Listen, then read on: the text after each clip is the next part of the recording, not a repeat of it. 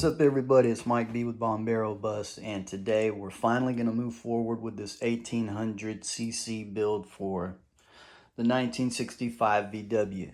If you know, I got held up pretty much to a standstill waiting on some heads. Those heads, I've got some. It wasn't what I intended, but it turned out to be even a better result. It was worth the wait. So I'll get into that when I talk about the heads. For now, I'm going to close this case up and prepare to do the rocker arm geometry. So the reason I'm going to do that on this one, I'm going to close it up, mock it up, get to work on the geometry. When I get it how I like it, then I'm going to pull it back apart and double check everything. And so to do that, like I said, it's been so long, I just want to double check things. I can't remember exactly where I was on it, but what I do know is I want to start at this number 1 being on top dead center. So I can tell right now that it's not in its highest position already. So we're going to rotate things until I see this pulley, top dead center, line up with this seam right here. Let's see what we can do. Some rotation.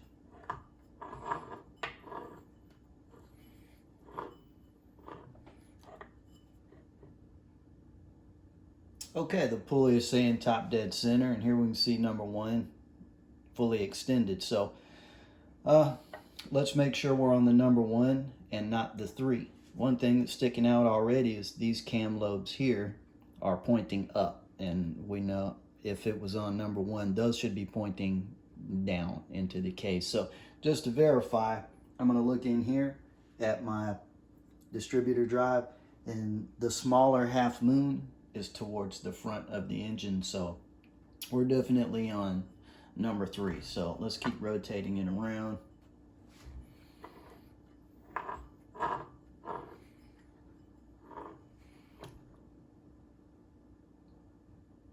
Okay, my pulley's lined up top dead center with this seam. Here we have the number 1 rod fully extended again. The cam lobes are pointing down right here, so let's look into the distributor drive, and yep, the half moon, the smaller half moon, if you saw from a previous video, is towards the rear of the engine. The larger half moon is towards the front when you look down in there. So all that's left to do is look right here, and I'm going to make sure that my camshaft gear and the crank gear, the timing dots on those are lined up. You'll have 2 dots on this gear, 1 on the cam gear, and when they come around and mesh together, this 1 dot should fit in those 2. So let me give it a couple of spins and make sure that's what's happening.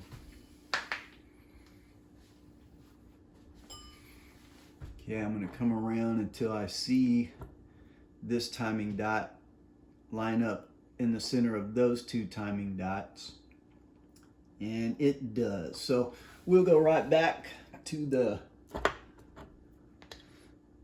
top dead center position, and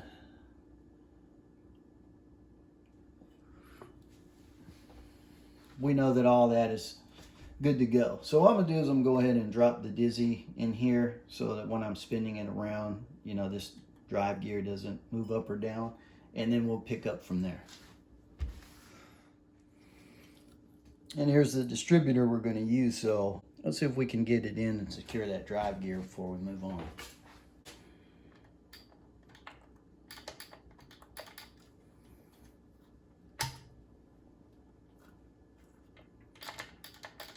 Now that it's in, you know, going to give the rotor a little back and forth to make sure that it's actually locked into the gear. That's nice and tight. We're still on top dead center, lining up with the seam. And then, you know, another point about top dead center is this keyway being off to the 9 o'clock position on the engine. So feel good about it. And all I've done now is put some of this cam shield lube on the cam lobes and on the lifters that are underneath there. I didn't go very thick because this is just a mock-up, and then I want to have enough for when I close it up for good to go more liberal with this. So if you remember, this cam is from CB. It's right in between the dimensions of an Engel 100 and an Engel 110. So I've always had the 110. I'm looking forward to a little more torque on the lower end with this cam, but not so much as the Engel 100. Here we go. Now going to go ahead and get these lifters into the other side of the case, and I've already lubed up these lifter bores and these lifters, so we'll just slide them in there.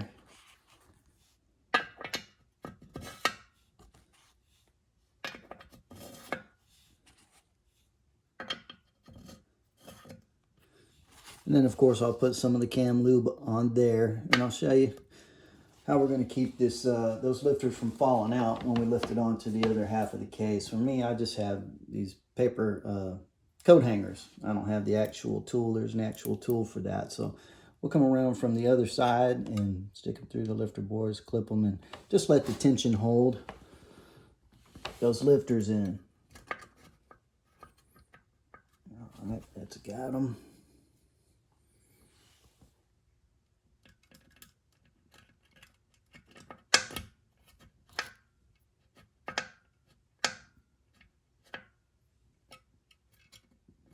All right, so those are going to hold in place when we tip this over to put it on the other side of the case. Let's go ahead and get these lubed up. I won't show you that, and we'll start closing it up. All right, we've leveled the case back out, and one more check before I close it up is this #2 main bearing, the split one. Of course, you want to set it on top of your crank there and line it up, and you want to make sure that there's no rocking motion. If that thing rocks at all, that means your crank isn't fully seated, and that joker there is locked solid. Can't get any movement out of it. So I know that crank is fully seated. So now we need to put this into the other half of the case before we move forward. And after I've pressed that half of the bearing into the other side of the case, just going to give it a little extra lube here before we go. So this one has been, but what I'm doing is just some due diligence before I put that in there, since we're going to be moving this crankshaft around in these bearings. There's previous videos showing you how to put this in, and we'll just leave it at that. But there's nothing wrong with a little extra shot before she goes together for mock-up. All right, so now before I drop the other half on there, remind you once again, and for the last time, get back to top dead center, and then I won't say any more about it. You guys are probably sick of that. We know, Mike. Top dead center, buddy. Well, I think I just can't say it enough. So, there we are. Now we'll go ahead and drop the second half of this case on here. I don't have any of my O-rings in. I'm not going to torque it up completely. I'm going to snug it up so I can look at the geometry on it. Okay, so before we drop this other second half on, you can see we've got good, that's a perfect fall of those rods. So I'm hoping I can actually get them to stand up while I drop the other half of this case on here. Let's see if we get lucky. Nope, trying to fall already. All right, we're going to bend it in a little bit.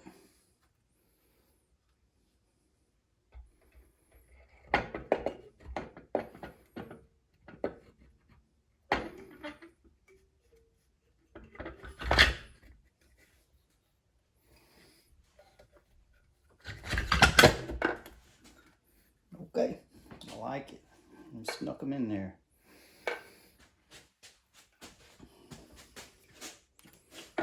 Okay, so now we can pull these clips out, and basically lots of videos on this. I've even done one. I'm just going to go around and torque sequence and get these case snugged up, and I'll get back with you.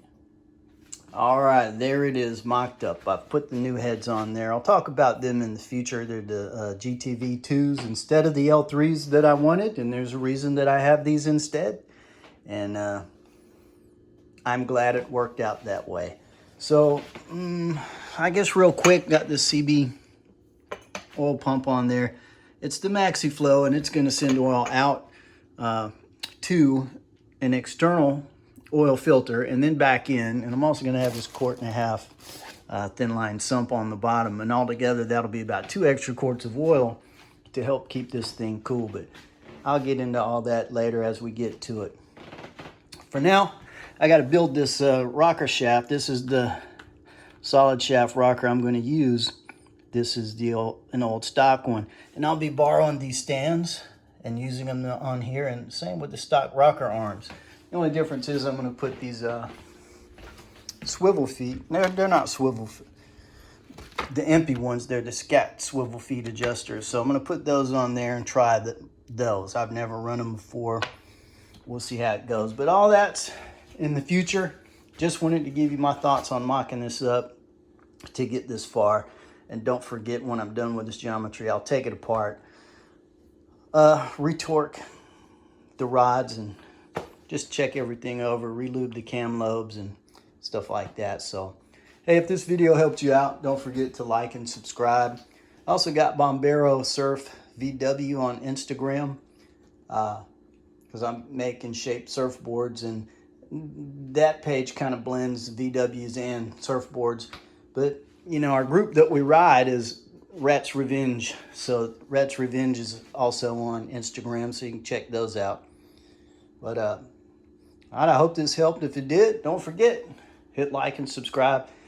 If not, come on back and check it out, and we'll see you on the next one anyway.